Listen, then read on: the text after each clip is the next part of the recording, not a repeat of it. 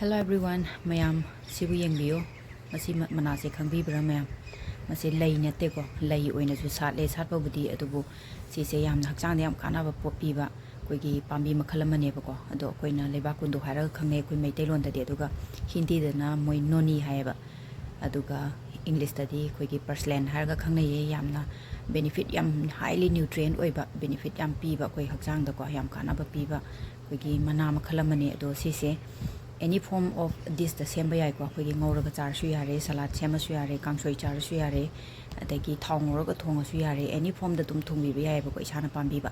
adubo aina ngasi share tawjar ka doisina koigi kaangshoi oina koigi supi type da semjara ke koigi meitai gi chatna bi da ko koigi kaangshoi haraga di haw da loire da na ko koigi de aduduna kaangshoi sina maram oiraga su ayamana koi je leina tina chendri ni da na ado mayam sigi mathel se aina mayam da share tawjarake ado kana ba khara su ai mayam da share torake ba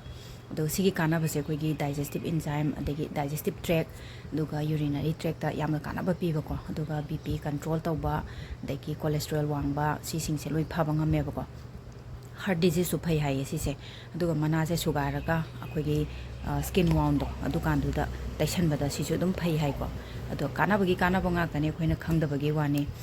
aduga si se koi gi lactating mother nursing mother leidana ko khoigi angang pokpa kuidriba mamana chabada hena kana ba pi haye do akhoina di charakte ko khoigi matam tadi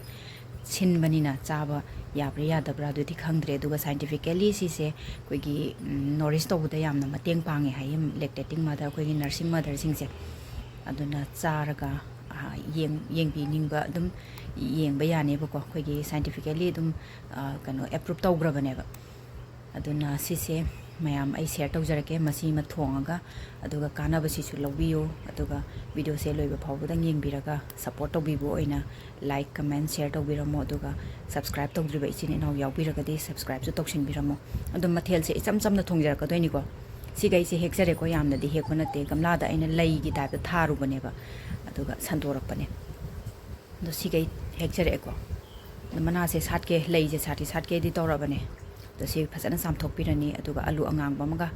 hapsarege ko kaangshoi harabani na alu kitang hapaga adum thongbi be yare kengoi kaangshoi thongbodo adugi type ta adum thongbi be yai ko hawai track leraga di hawai track kitang hapsan biyo ai gi convenient oidabagi dena ngari khara hape tilo asoiba alu adagi sing kitang hapani aduga sigai se chamthok jarabani ko se aduga si se phasana tangkai soidat pirani ado hapsa doini thum hapsan jare ko koigi kengoi kaangshoi thongba saguri kaangshoi thongbodo adumaina koigi alu kai si mulla kan du ko kona hap doini hoski mana se kitang di wale duna makhung kitang khumaga atang boil torga alu se kitang mulle hai kan du da hapjarage do mayam mathel se hawai thrak anau bale raga di hawai thrak hapi basu yai ko tumse tum mulle ko alu se mullagani na mana jing hapsan jare aduga adum boil to khalalaga fadigom tilo mana kai hapsalaga dum loire ko adum mayam aigiti jaga sina maram oiraga convenient oidabagi mana masing maroi mapang jing je hapsadre aduga mayam na chabi ba matam dadi maroi mapang jing je hapiraga phasana hauna chabiu adubu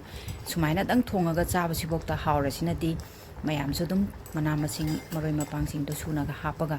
chabiraga amtang yengbiyo aduga hawi hawte habdu isana try toraga comment da phongdok piramo mayam sigidi masim mathela si doloisan jarage mathangda anauba mathela amaga degi kanaba mayam amaga loinana mathela anauba ama puraga laksage ngasigidi bye bye